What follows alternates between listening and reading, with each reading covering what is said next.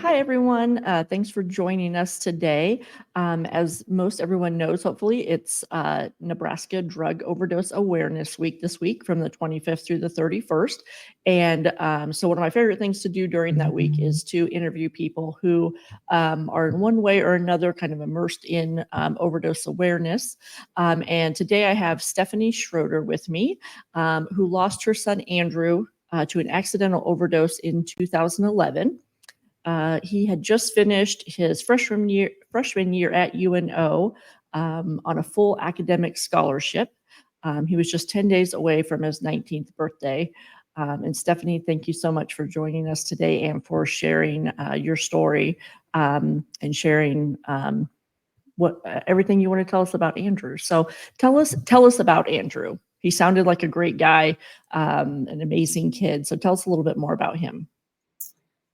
Andrew was an amazing kid. He was very unique in that he was the class clown, but also one of the smartest kids in the class. So, and also one of the youngest. His birthday being May 31st, he, turned 5 and then went to kindergarten right after that. So he was young, but somehow seemed to make friends with everybody from, every group, every clique in class. He just kind of meshed with all of them, and people loved him. He loved to make people laugh, but he was quiet about it. So it's kind of strange because he was the class clown, but he was also kind of quiet about it. So didn't need all the attention, but yeah, no, he didn't really need all the attention, but he loved making people laugh. And I think he had a photographic memory. They tried to move him up in second grade to a grade ahead, but being so young, I didn't want to move him up. He just was very smart. He had really good grades up until probably his high school career, and then he decided that he didn't have to do daily work. He said he shouldn't have to prove to the teacher that he could do the work twice by testing it and acing it on a test and turning in daily work. So that he was a little bit of a rebel. Yeah. Oh, he was definitely a rebel. He liked to do things his way. His dad and I said we thought he'd always be a lawyer of some sort. I think he wanted to be more of an entrepreneur, but he could argue anything. Right. Yeah, he could make his way into anything. He was in high school and somehow talked the whole group of people he needed to convince that he could go on this trip to Germany with the German class. Well, he wasn't in German class, but he finagled his way on the exchange and went there for a month. He paid for the whole thing himself. He got all the permissions before he even came to his dad and I and said, "I'm going to Germany this summer." And we're like, "No, you're not in German class." So yeah, he had a way, and it was really fun being his mom. Oh, it sounds like it. Yeah. So we're gonna talk a little bit about the night that Andrew passed away. And I know you said that he'd been hanging out with friends. He went back to his dorm room. It was the end of school was just ending, I believe, or just had ended, I think you said. And he had taken an Oxycontin pill and never woke up. Do you know more about what happened to him, where he got the pill? If it was laced with fentanyl, I know now that's something that we hear about a lot. I don't know that in 2011 we were hearing much about that, even though it was probably around. But and now social media is such a big thing for kids to get pills from. And now we don't even know what kind of pills people are getting most of the time. So what do you know about that night? Yeah, well, first of all, I do think I know that he wasn't an avid drug abuser. He liked to experiment and dabble in things, and he was a risk taker. He gambled. He liked to gamble his money. He liked to play the stock market, and I think he gambled with trying different drugs at different times. I didn't know about any kind of prescription drugs that he was trying at the time, which really surprises me because he and I were very close and talked about a lot of things. And, prescription drugs wasn't even on my radar at the time. So I don't Mm. even know that he and I specifically talked about it. It just wasn't something that was really in the news at the time. It wasn't something that I knew anybody, growing up. We didn't use prescription drugs. It was street drugs and marijuana and meth and growing up. So, Right. and alcohol was a bigger concern to me. But Mhm. um, so apparently, from what I can gather, and I didn't pursue finding out all the facts specifically from the person who I heard gave him the pills, but mainly because I felt like that person was already being punished. Yeah. From what I hear, he was with a group of friends, and somebody that he knew gave him some pills, and I don't know where she got them. I don't know if they were from a dealer or if they were out of Right. her grandma's medicine cabinet. I don't know that. Right. But he had been out with friends and went back to his dorm. At that time, school was out, and so he normally would have three roommates, but he just had one that was still living there. You could live there for part of the summer, so he and one roommate were still there. And he went back and apparently tried an oxycodone pill, and according to the toxicology report, there wasn't anything else in his system like fentanyl or anything like Okay.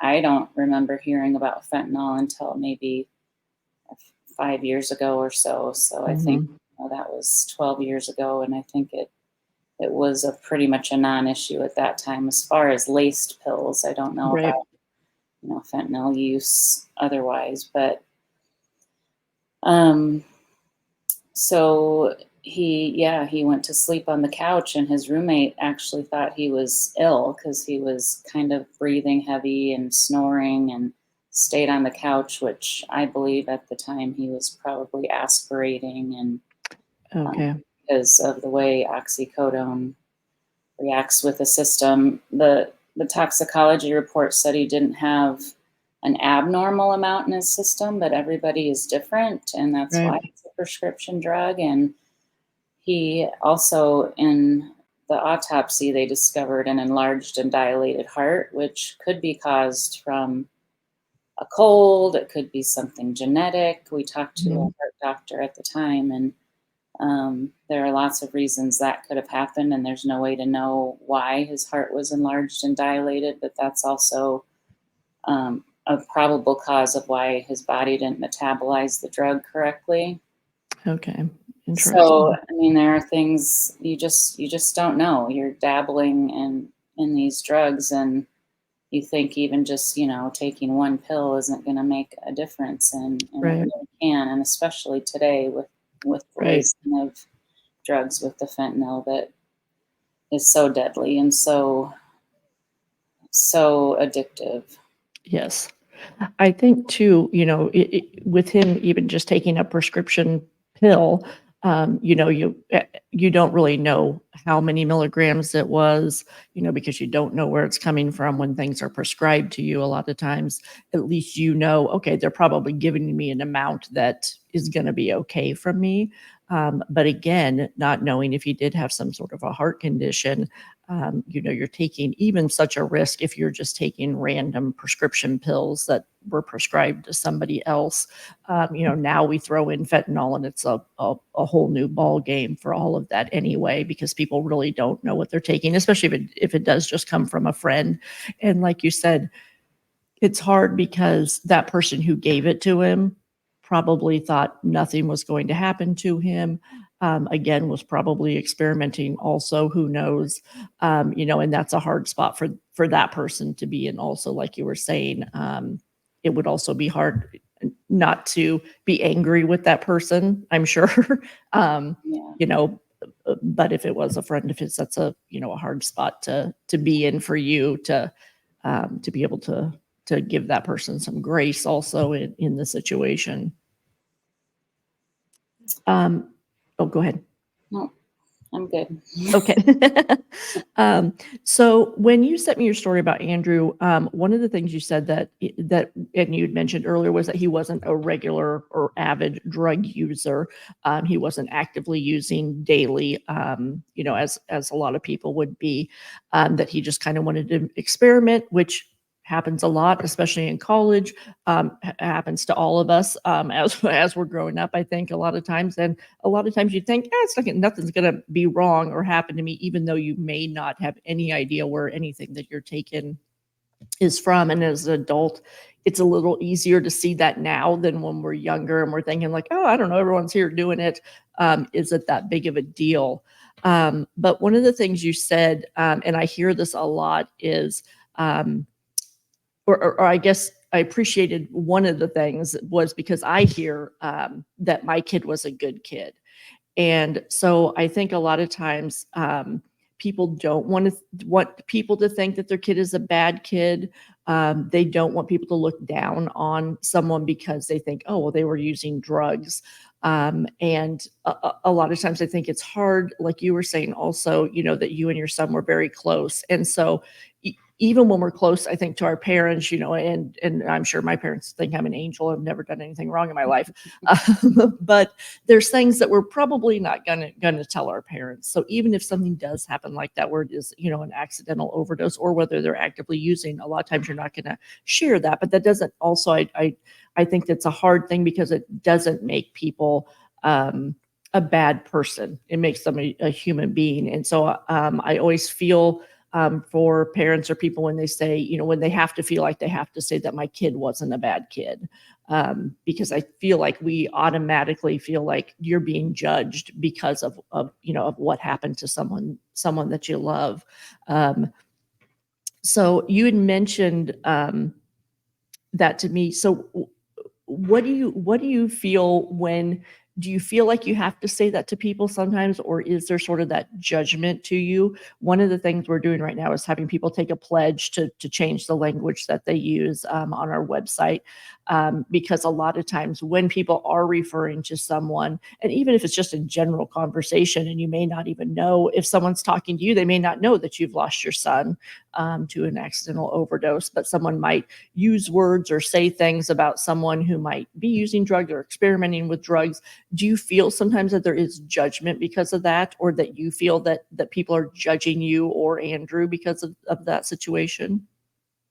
Oh, most definitely. I know there is judgment. I've Mm-hmm. experienced it mainly when people didn't know I had lost a son. Mm-hmm. One example is I was actually giving Narcan to a friend who works at a bar, and I Okay. was providing her with Narcan so she could have that on hand. And there was somebody in the bar who was an Omaha policeman, and he said, "Oh, yeah, that stuff," and started kind of belittling people that use drugs and have to be revived with Narcan, and how they're just going to go and kill somebody else or kill themselves another way. I mean, it was horrible. I was shocked, and I looked him in the eye and said, "My son died from an oxycodone overdose." And then he didn't react like I thought he would. I thought he'd be like, "Oh, I'm so sorry." He just said, "Oh, Right.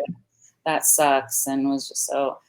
I mean, there are people like that, and that's not the norm. But yes, there is a Mm-hmm. lot of shame and stigma in this world, and especially I think in the Midwest. I think we experience Mm-hmm. it even more than Yeah. maybe on either coast. I know people just right now that have lost children and kids to overdoses in the last few years that didn't even tell their family, have different family Right. members they didn't want to know about it, won't put it on social media, won't talk about it. Mm-hmm. And I get that. I mean, I hate it because that's what's going to keep the shame and stigma going, is the secret Right. of it all. But Right. I don't I don't believe that it made Andrew a bad person. It's a bad choice he made. Right. Um, but But no, not a bad person at all. And I, from day one, have been very open about what happened to him, and very adamant that I tell his friends and other people his age, and his mm-hmm. sister, who's 4 years younger, her and her friends and people I know with kids, and made sure that they knew they could use his story to teach their kids a lesson Mm-hmm. and hopefully prevent another family from going through this. But that's part of Right. the problem in the country, is the shame built Yeah. around that and the stigma. And it's no different than any other mistake you've made, any other disease, any other Mm-hmm. stupid things we do. And it doesn't make us bad people. It just makes us, like you said, human. And Right. we're not going to be able to fight this fight without people just accepting that and treating everybody like human beings and doing what we can to spread the word. Right. Yeah. And it's hard when it's someone like you, or when you're, I was at a presentation for high school kids, and I don't remember if it was at the high school part or the community presentation part. And I just talked about stigma and kind of what that means, and changing our language, whether that's that we are just talking to the general public, so that um, if you are talking about it as a family and your kids hear that then they're using language also, and not judging people because of those things. 'Cause I think just general people pick up on what you're saying.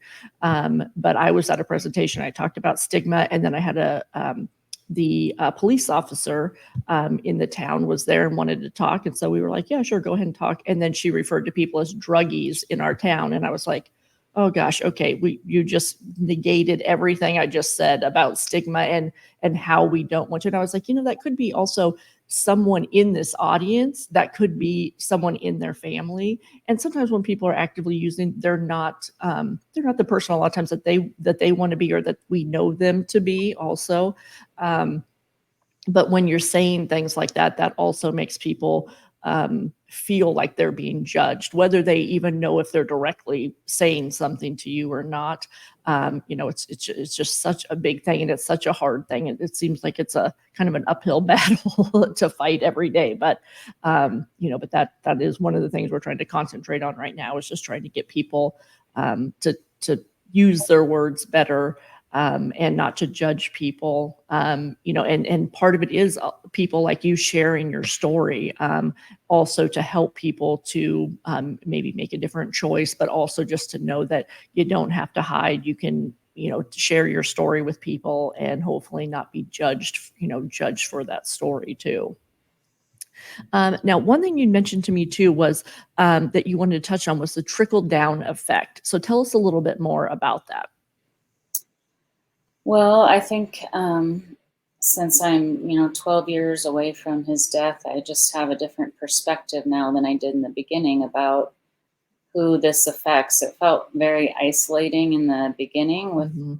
with his dad and his sister and I and some of our close family members. But as I've moved through the years and through the grief process and talked to other people, there are just so many other people that were affected that I know just by Andrew's one choice. Right.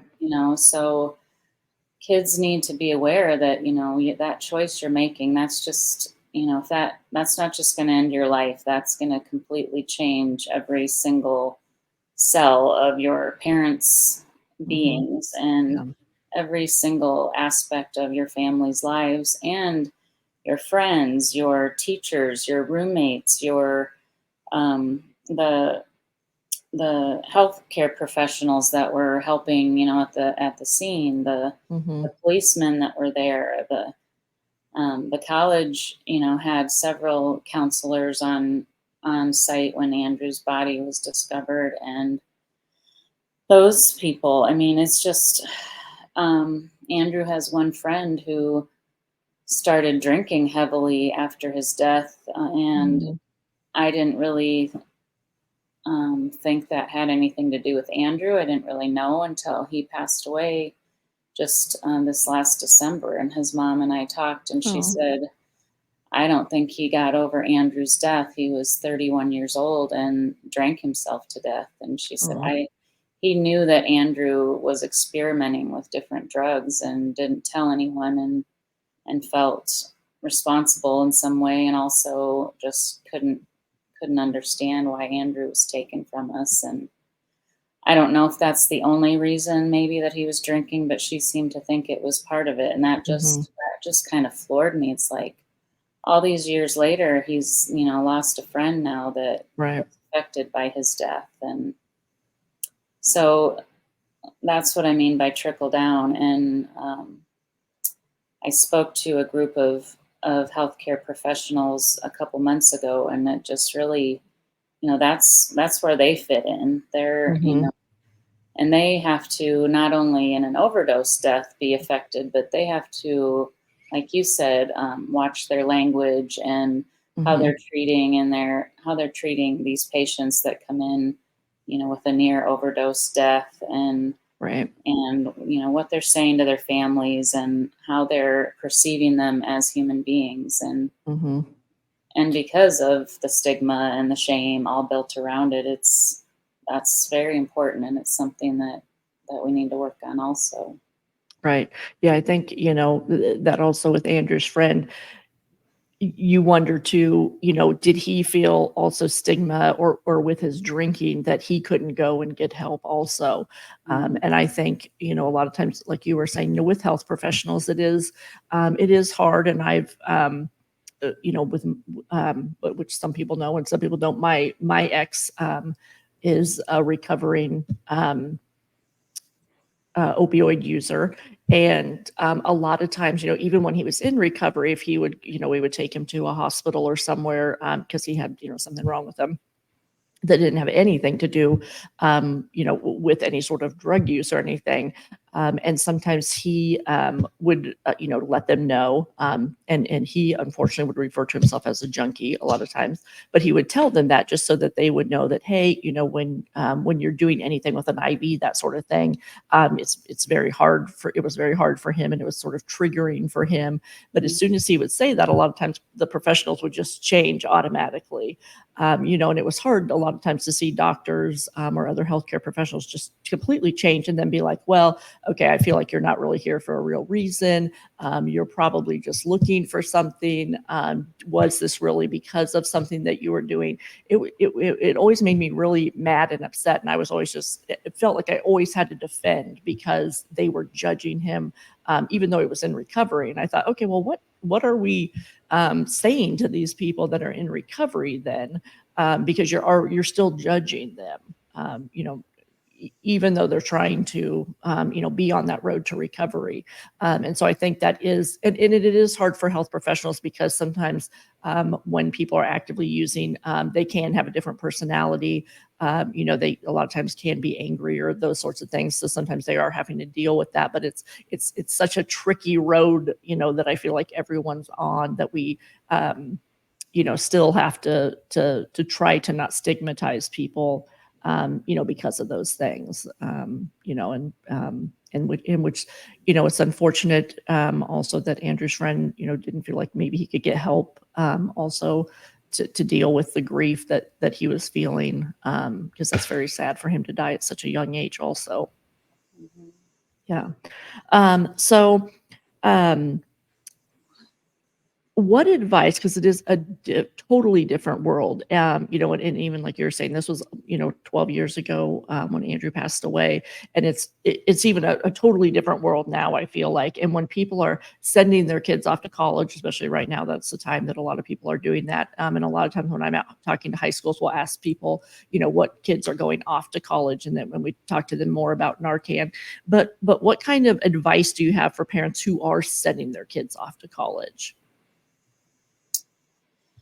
Well, I think you have to arm them with not only knowing that you're willing to talk to them about it, but maybe with some sort of other avenue of maybe, make sure they know where they can call somebody at the campus they're going to, Mhm. or wherever, even if they're not in college. If there's somebody they can talk to besides you, who Mhm. wouldn't, necessarily tell you that they're using, if they have questions about something they're using or a friend they're using. I think we have to Mhm. give kids other ways to handle things, because like you said, even if you think your child is talking to you about everything like I did, they're Mhm. not. And we all should know that, because I mean, Right. we know that we didn't tell our parents everything. Right. And also, I mean, I think the Narcan is a very big part of the world now, and I don't think enough Mhm. people understand how safe it is to have and how easy it is to Right. use and how easy it is to get. Right. And I carry Narcan with me everywhere. I would never forgive myself if I happen to be anywhere, whether it's, in a at a music venue or at a Mhm. movie theater or at the grocery store. If Right. somebody was having an overdose and I could, prolong their life enough for 911 to get there with Narcan, I can't imagine not carrying it with me. So I think, parents need to give that to their kids, even if they don't think their kids are using and their kids say they're Right. not using. They could encounter somebody who is, and to me, that's a huge, like, I can't even imagine how many deaths we would be looking at right now with this fentanyl issue without Narcan. Right. So, you know, I you just have to do the best you can do, and I know it's not always good enough, and unfortunately, I know that firsthand, but I do know that I did the best I could as a mom, and you really just have to, be present in your kids' lives, and also, stay up on the things on social media and the things that you're Mhm. seeing. If they're talking about a new drug, read up on it, talk to your Right. kid about it. Say, I mean, there are so many drugs that are coming out now, even that aren't reactive to Narcan. So Right. Yeah. that's scary too, and you have to do your due diligence, and that's part of it too. But Right. And I think sometimes, even just how you present it to your kids, even if it's like, you know, I'm not saying that you're doing anything, or just in case, I want you to be prepared. And some of the high school and community presentations we've done, a lot of parents have come up and say, hey, yes, I do want to send my child off to college with this. Some of the campuses, I know Creighton and UNL both, and UNMC also have, their pharmacies do have Narcan, so people can go and get it. People can order it online also now. So that's an easy way for people to get it if they're nervous about going into a pharmacy to get it. On our website, too, we do have parent resources now also, which have a lot of good websites on how to talk to your kids, and then just other things that you could be paying attention to. Even if, like you said, your kids aren't talking to you. And I think, like you were saying, it's, you know, you could have the best relationship with your kids. And I feel like, I have a great relationship with my parents and always have, but I didn't tell them everything that I was doing. So having resources for them, other resources. One of the things too is I know that I've talked with a couple of different students from UNL that are working with Senator, I think I'm pronouncing it right, Duggan, I think is, I want to say I'm pronouncing that right. And they are trying to take to the legislature next year a bill that would have all campus dorms and living facilities would have Narcan in them. And so all of the also the people that are running those facilities also would all know how to use Narcan and be trained in it. Because that is unfortunately one of the bigger places that this might be happening with kids is going to be college campuses, just because kids are away from their parents at that point. You're trying things, you meet new people. It's unfortunately just kind of one of those places that things like this might happen.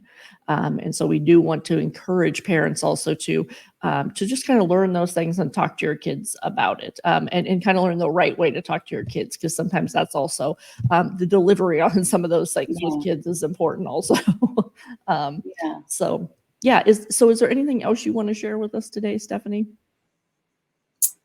I don't think so. I just encourage people to talk to people when they know something like this has happened.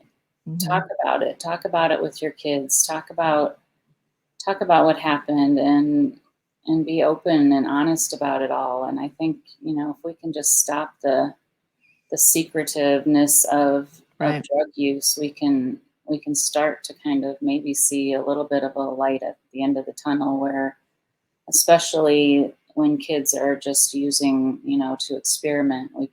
Right.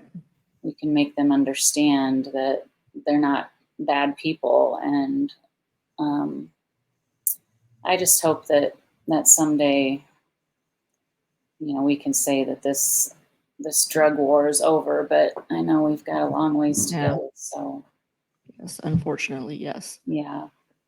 Well, thank you so much for chatting with us today. I appreciate you doing this, and I appreciate you sharing Andrew's story, because I think it will help people. I think that's what we always hope, is that even if your story helps one other person, then we've at least done what we can each day. So Yeah.